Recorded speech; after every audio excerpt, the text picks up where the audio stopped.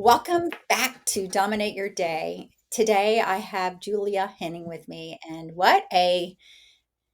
oh, Julia, you have really already touched me, and we just got to Oh, talk in the green room. Just, you know, just our time just to connect. So I cannot wait to have this conversation with you and for our audience to hear your heart and your journey. So welcome to the show. We're thank you so so glad much for to have having you me. here. Oh, I'm so honored to be here. I love these conversations and our energy is so palpable right now. I'm so excited. Well, good. Well, you call yourself a lifestyle designer. Tell the audience what that means to you and kind of explain what you do. Well, I come from the psychology world. I got my master's in psychology a couple years ago and then became certified as a life coach. And I was figuring out over time that there was sort of a gap in the industry of what people were really seeking both in counseling and in coaching. And there's this sometimes assumption that counseling is a little bit more emotionally based and processing, and coaching is a little bit more goal oriented and future based. And I kept thinking, how do I blend those things together where I'm not offering maybe therapy, but not just accountability coaching? And what I was seeing happening with clients was that we weren't just working on specific goals in their coaching containers. We were really getting to the heart of who they are as people and what Mm, they view and feel about themselves and how that's affecting and lending itself to the life that they're living, which ultimately, of course, will affect their goals and their behaviors. And so I started to restructure my coaching offerings less as just life coaching and more lifestyle designing. We're creating a blueprint in these coaching sessions of who you are, what your values are, what the vision of your life is, how you want to feel every day. And when we get in touch with those things, we then, like I said, have a blueprint to build, to create, to essentially take action on. And a lot of times people come in wanting an outcome before they're ready to embrace process.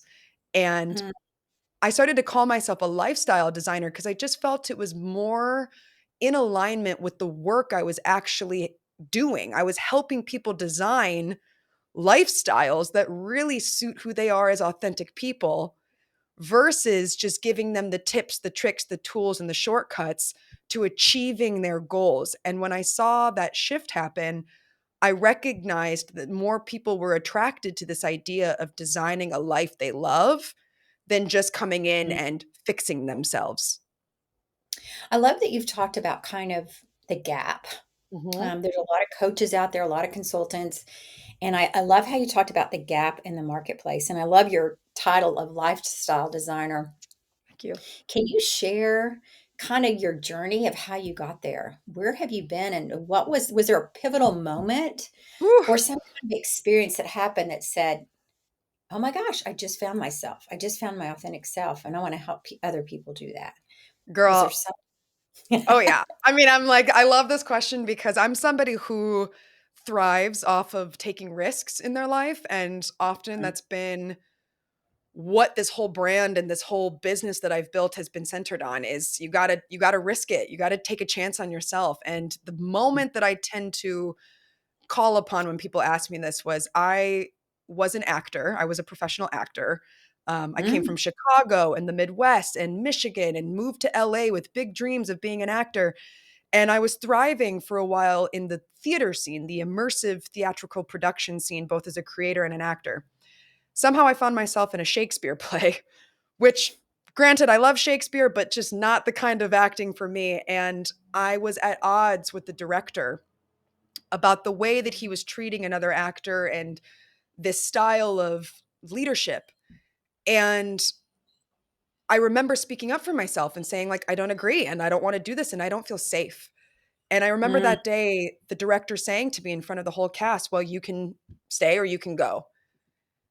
And I left. I walked out and quit this production and got in my car, drove down the highway, and said, I'm going to do what I've been called to do for so long that I've avoided, which is I feel more than ever I'm not just an artist or a creator or an entrepreneur. I am also a healer.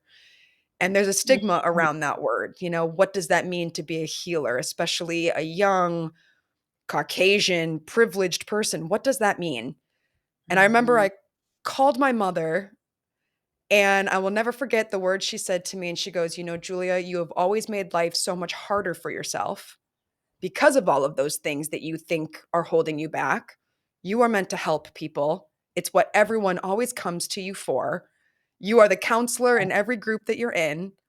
It's time for you to do something about it." And that day I decided to apply for graduate school. I got into my dream school. I went to Pepperdine University. I got my Mm. master's degree in psychology. And I told everybody there, all my counselors, all my teachers, I am not going to become a therapist.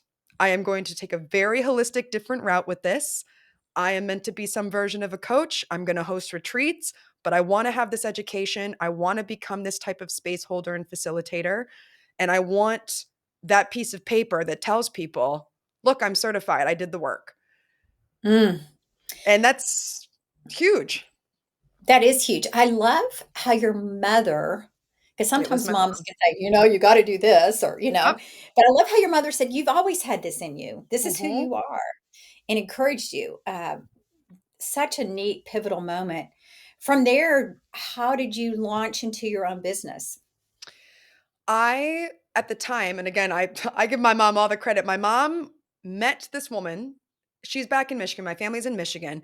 She was at some wellness center and she met this woman, calls me the next day and goes, I met this girl. She's around your age.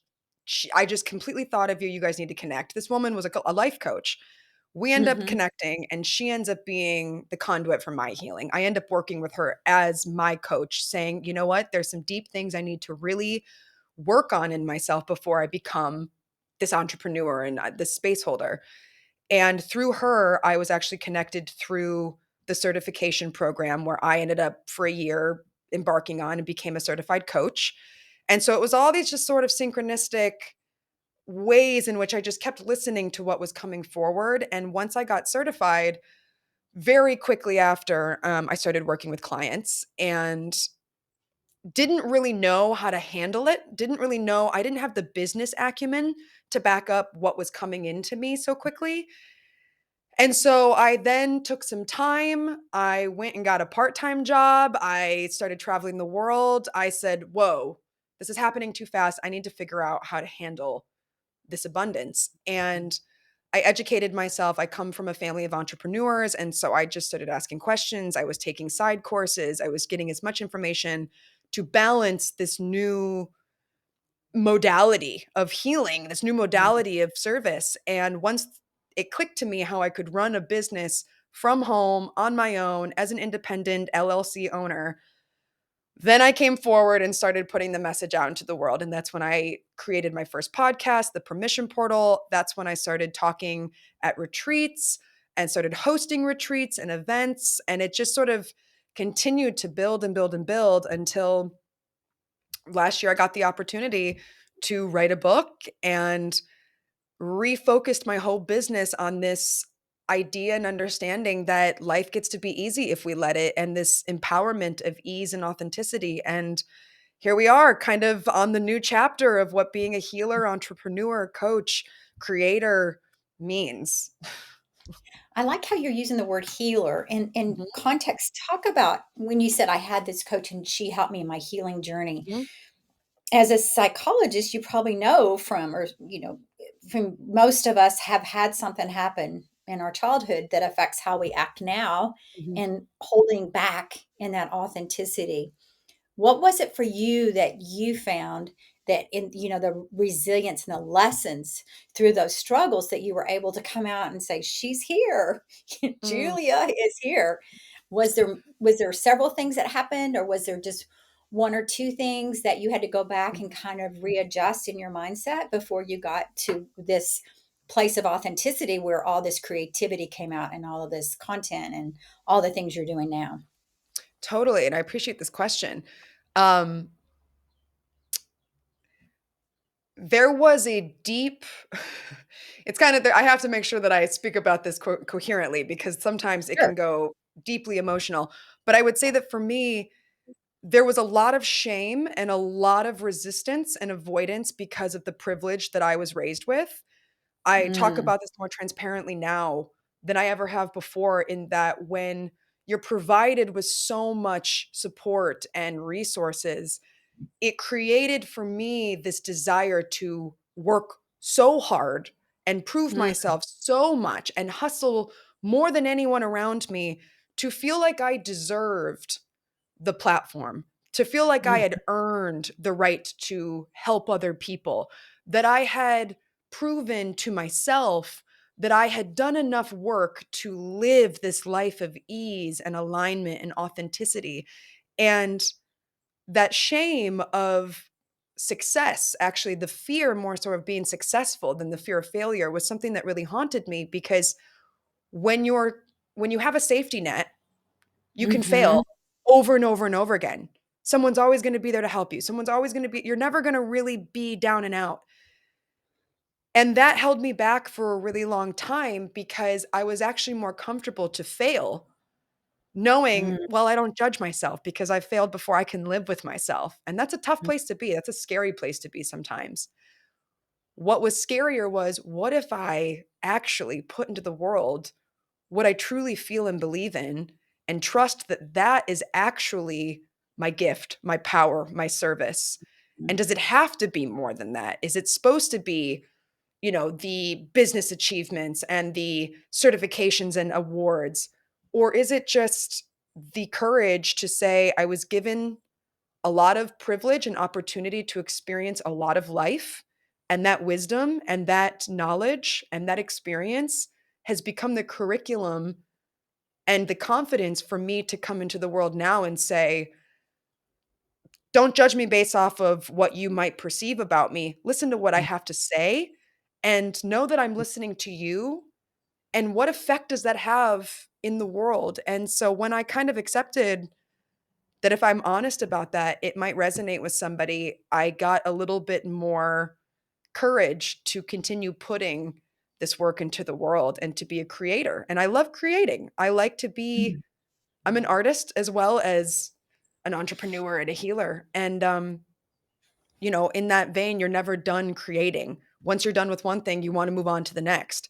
So once I had acknowledged the parts of me that wanted to grow and expand, I said, okay, it's not enough just to have done the inner work. I want to do something with it. I want to create art. And for me, my art, it's so funny. I say your life is a work of art. The way you mm, live is your art. And so the way mm, I choose to live is in the flavor and in the palette of ease. And I just chose these different platforms to mm. imbue that message with. And so last year it was a book. This year it's events, it's retreats, it's talking about it more so. But I say, once you're done with one thing, you got to move on to the next. You're never done creating. Mm. So, what mindset you had to probably work on your mindset up quite a bit to make that transition. And I Mhm, know you work with women in transition is one of mhm. your areas that you work with. What were some mindset shifts that helped you fully step into that? Mm. I would say for me, the biggest one was, what is the opportunity? Mm, In a mm, lot of situations, we look at what can go wrong, what we mhm, don't have, what we need to work on. And for me, somebody who for so long survived off of the notion that I had to always become something, mm, I shifted my mindset into, what am I already? What is just being versus becoming?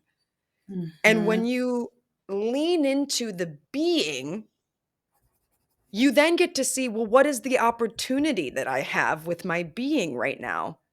Embracing my true self without filters or the expectations of mhm, others, redefining what success and fulfillment looked like, letting go of resistance and tuning into what actually feels good and aligned and true, was the mindset shift. That the opportunity was, what feels good? Because if this doesn't mm, feel good, why do I keep doing this, expecting a different outcome? We all know that's insanity. Or mhm, why am I making this harder on myself when no one's telling me to or asking me to? And then I just remember thinking, and this is the biggest one, how do I want to feel every day? Mm, And we've heard mm, this. We've heard this from coaches, from mm, public speakers, from thought leaders. How do I want to feel every day? And if I'm not doing or experiencing or choosing things that are in alignment with that, my mindset would tell me, girl, this is an old narrative. This is an old story. This is an outdated perspective. This is sabotage because you wanted to feel at peace every day. You wanted to feel at ease every day. So when you're not feeling that, you know you're not in alignment. So what? Let's mm. reshift. Let's refocus. I would say that would be the strongest one. And this plays into kind of when we talked at the beginning about what would you want the audience to know today. And I love Mhm. how you've led us that to that point, which is what are we saying yes to? Ooh. I just want to be transparent in saying that, there's been so much intention around talking about my book coming out, and it gets to be easy being sort of the conduit for these conversations, but in reality, it's always this way, right? The irony is that it's not just the book, it's what Yeah. comes after the book, right? It's the Mhm. embracing the why of the book more than the book itself. And I'd say, what are we saying yes to? For me, it's embracing my voice and stepping into my role as an author, a public speaker, a healer, a coach with so much more authenticity and confidence. And besides launching my book and my new brand and new resources and all these things, I would say it's allowing space for reflection and for rest and for creativity, saying yes to your deeper desire and your intuition. And this book, I can say, without sounding too salesy, because I'm the first person to call myself out for that. The book was written to be a loving companion to that space that you allow yourself in order to create more, in order to manifest more, in order to get what you want. We have to take space to really reflect on what that is, the rest to be resourced to get it and to hold it, and the creativity to say, what does that look like for me? And we can Mhm. only do that if we're saying yes to what we really deeply desire and what our intuition's telling us. So when Yeah. you were this book was in you, everybody's got something in them. We were all Mhm. created for a unique purpose. And what do you feel like your purpose is as you were developing this book and how, as it was just coming out of you? I love this question. This is my favorite question in the world because I feel my purpose as a human being is to be a permission slip for other people to be their most authentic self. Mm, I truly feel that I was given this life and given this story, given these opportunities to gain and garner a lot of life experience. And this is where I always say, don't judge a book by its cover mm, because pain is pain, loss is loss, suffering is suffering, gain is gain. It doesn't matter really what you slap a label on. We experience these emotions because we're all human. I like to talk about it. I mm, share my version of what these are. And I believe in doing so, it offers other people permission to explore and talk about these things in themselves. And at the root, my biggest passion is the human condition. I was a philosophy major before I was an actor, before I was a psychology master and a coach. It's just all, for me, it's just the passion of being alive. And what do you do with your aliveness? And I believe my purpose in this book and in everything I do is to just be a conduit for that question. What's the point of being here? And mhm. if all you get out of meeting me, hearing me, knowing me, or experiencing me in any way is just the question of like, oh, I never really thought about that, then I've done my job. I've done my job to think about what does your existence mean to you and what are you doing about it? One of your followers wrote, reading this book felt like Julia is speaking directly to me. It's honest, it's refreshing, and full of practical wisdom that literally changed my approach to life.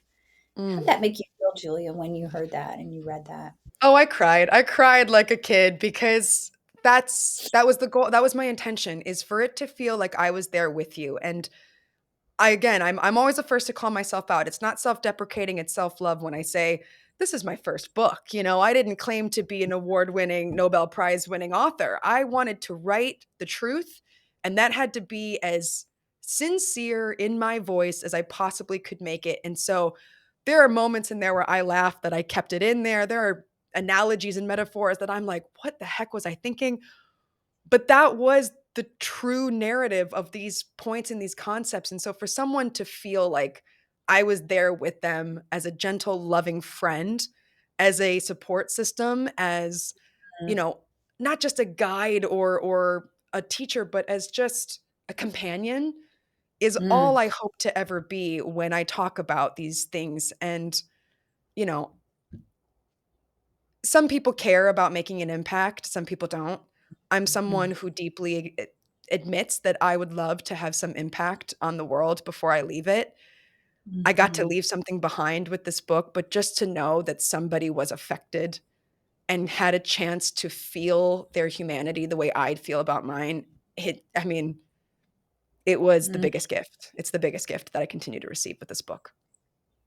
Well, and I love the title. It gets to be easy. And then in parentheses, if you let it. Mhm. Where did that come from? Where'd that title come from? Ooh, I love this story too, and I just wanna say sometimes I change it based off where I am, but I've been more comfortable admitting, a couple years ago, I was in the Costa Rican jungle at an ayahuasca ceremony. First time I had ever drank an ayahuasca in my life, something I wanted to check off my bucket list, and, Tell us what that is, because people don't know what ayahuasca that yeah, is. sure. Ayahuasca is an ancient sacred plant medicine, it's an Amazonian tea that Mm, shamans basically brew in the effort of ceremony and medicinal purposes. It's basically a very strong hallucinogenic, mm, psychoactive, psychedelic. And depending on what you believe about these things, it's an agent that brings you to a higher state of consciousness. And I believe very deeply in plant medicine. I support it. I think it's a beautiful tool and a beautiful medicine. Um, and I wanted to experience this as sort of just with the knowledge of what was it like to be able to talk about it and tell people this was my experience. I went on a pretty deep, intense journey. Most people do this maybe 1 or 2 nights. We did 4, and not for mm, the faint of heart, I will just say. But in this journey, I was asking, and the way that I can explain this is you sort of have a conversation with ayahuasca. There's another voice, there's another consciousness that you're sort of in communion with that you can get insight on if you so seek it. And I asked ayahuasca, what's the point? Why am I here? What am I supposed to do? And she, I refer to her as a female because that's how she presents herself to me. She was telling me, and I kept hearing this mantra, it gets to be easy if you let it. And I had no mm, idea what that meant. And that concept was like a puzzle that I had to piece together and unravel for the following year, only to sort of understand through more time and integration that my life had been very easy for a long mm, time.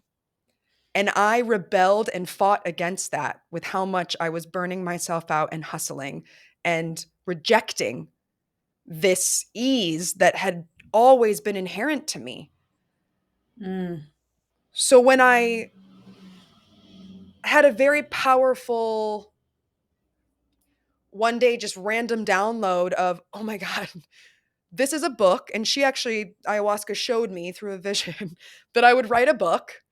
And yes, I acknowledge that some of these things are a little bit out there, but I was shown you will piece this together when it's time. And one day it just occurred to me it gets to be easy if you let it is all about empowering other people and giving them the same permission I was given in this lifetime that it does actually get to be a lot easier.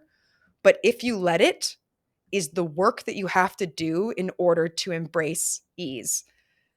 When I mm, wrote the title, there was a little bit of a unknown to me at the time subconscious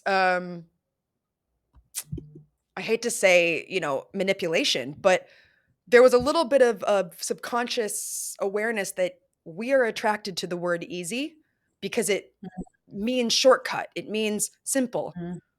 Being human is not easy. Being Right. authentic is not easy. And when Mm, people tell you growing up, just be yourself, nobody teaches you how to be yourself. The world empowers us and imbues experience for us to figure out who we are. And so I kept the title as easy because it was going to attract people. Oh, life gets to be easy. Well, I want that. I want to know what that means. But really, the book is all about ease. And ease is an internal state, a sense of flow, alignment, and intentionality. Ease is about making the right choices for you, even if they're not the simplest. And ease actually requires effort and growth. But when you choose that and you're in that flow, life, as I've come to understand, and most people I know who have embraced this concept, life does get easier because you're Mhm. living in alignment with who you really are. And we stop making it so hard on ourselves. And when I figured that out, I went, this is the name of the book. Wow. What a great name for the book. Thank you. So, as you have written the book, it came out in December, it's now out, and you look back at your resiliency, and once you kind of learn this lesson, how to apply it with your mindset, Mhm. what would you want the listeners today to take away from you about Mm, resiliency and about authenticity? And when challenges come your way, how you get through those? mm. I would say own your multifaceted identity. Mm, We are so many things. And when we mhm, weave all those pieces together without feeling like we need to just choose one, mhm, we then have the potential and the opportunity, like I said before, the opportunity to honor who we were, who we are, and who we want to become. mm, Embracing the both and of your life. You can be this and that. mhm, Because so many of us subscribe to the role and the title of entrepreneur, coach, mother, or, even just friend to something, but you can be more than one thing. And when you mhm, use your voice to express that, you are expressing that you've created space for yourself. mhm, Being authentic requires energy. Protecting yourself by creating boundaries, saying no when needed, and carving out time for reflection and self care by honoring that you are not just one thing. I believe mm, that's what the path of ease is all about. mm, And I would say overall, let your intuition be your compass. mm, I talk about this in the book, but a lot of people don't even understand sometimes what intuition is. Well, what's that voice in you that tells you this is right and this is wrong? This feels good and this feels bad. I want this, I don't want that. That's your intuition. And when we can turn up the volume on our intuition by creating space for that multifaceted version of ourselves, we are often led to the outcomes that are more mhm, in alignment for our highest good than for what we even thought we needed or what we wanted initially. And so mm, just to you know, I use the word grok it in the book and I use it in my curriculum. It comes from an old philosophy teacher of mine in college. And the word grok is to intuitively and empathetically understand something without having to be explained. When you mm. meet somebody and you're just like, I get them, I feel Yeah. you, girl, I grok you. And so I always ask people, I'm like, do you grok it? Because if I have to explain it and break it down for you, then you probably don't right away. It's just something you get. And so I would say, ask yourself, are you grokking the choices Mm. that you're making in the life that's around you? And if not, you have an opportunity to let it be easy. There's a theme that I'm hearing throughout our talk today, and that's learning to say no. Mm, Think yeah. about when you stepped away from that acting in the Shakespeare play. That was pretty bold, but it was a big pivot, right? Mhm. And then just even in your stories of resiliency and change and how giving yourself that space and setting up those boundaries. Ooh, thank you for mirroring back because that's been a big theme for me lately. And there's a new level. I mean, like I said, we're never done. I've already outgrown things I was working on last year. And lately, the theme has been not just what are you a yes for, but what are Mhm. you a no for? Because when you start saying no, you're starting to create space for that multifaceted version of yourself, and things start to get real and magic starts to happen. So I love that you mirror that back because it's a really, it gets to be easy is also a huge, Mhm. what are you giving yourself permission to say no to? Yeah, and Love people are that. afraid to say no. Why? Because 'Cause we're Ooh, people pleasers, we're all that, and you can't have that authenticity and that true you if you're doing everything for everybody else. mm. And so for just stepping out in that is so powerful and being able to put your boundaries up. So I love how you talked about yes, but the actual root of that was how to say no. Ooh, Um, woo, girl, I'm like, let's I'm give taking this that with power. me today. Like, that's a new level. And also, just quickly, don't be afraid of being uncomfortable. We Yeah. are all going to be uncomfortable all the time. That is the state of the human condition is struggle, actually. So if you're holding yourself back from that thing you know you want deep down because you were just so afraid of the unknown or unfamiliar or that discomfort, just remind Mhm, yourself you've done it before. And the mhm. more that you can embrace that discomfort, the greater your capacity is to hold for greater wealth and abundance. So I always say, oh, if I'm uncomfortable, that's a yes for me. That That's the means direction we got to go in. I heard that recently, when it's really hard, it means it's getting ready to be really good, and Woo! Yeah, I feel it. yes. Yeah, girl. So as we get ready to close out, Julia, what's coming up for you that you wanna make sure you share with our audience today? There's so much. I would say that obviously, if you want to get in touch with me to work one on one in a coaching container of some type, or you're looking for an immersive, interactive way to hold space together, I have an exclusive retreat that is launching this fall. The best way to learn about that is to sign up on my mailing list on my website, iamjuliahenning.com. That's where you can also find my book. It gets to be easy if you let it, as well as finding it where books are sold, Amazon, Barnes and Nobles. I'm also launching a new podcast this year. It's called Easy AF. We're going to let all these thoughts and all these concepts be easy. It's just going to be a fun place to just talk about life. And if you want to follow me behind the scenes and what I'm up to on the daily, follow me on Instagram at I am Julia Henning. But I would say most than anything, grab the book, see if it's a vibe, and from there, go explore Julia World on my website. I have a lot of really fun interactive ways that you can get connected and see what's right for you. I love your website. It's very Thank creative. you.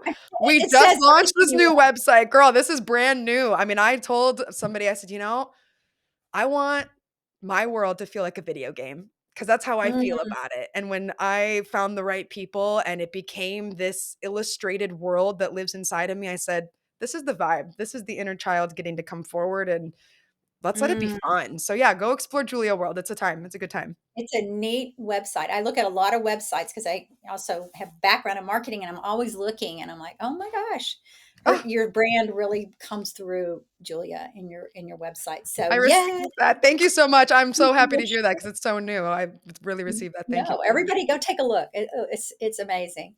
Well, thank you so much, Julia, for being on our show today, and thank you for sharing just wisdom in the middle of all the things you've got going on yourself. Yeah. We just appreciate you taking time to be with us today, and just so thankful. So, best to you in all that you're doing.